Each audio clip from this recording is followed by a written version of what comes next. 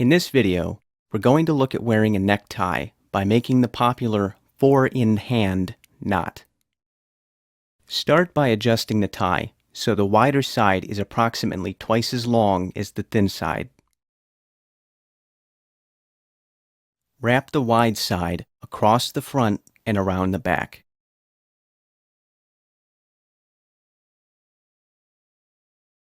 Wrap it around the front once more, keeping a little slack.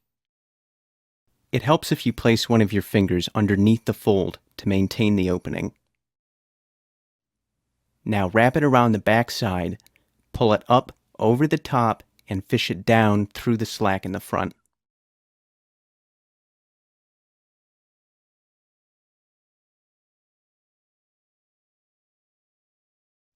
Make any final adjustments to keep your folds neat.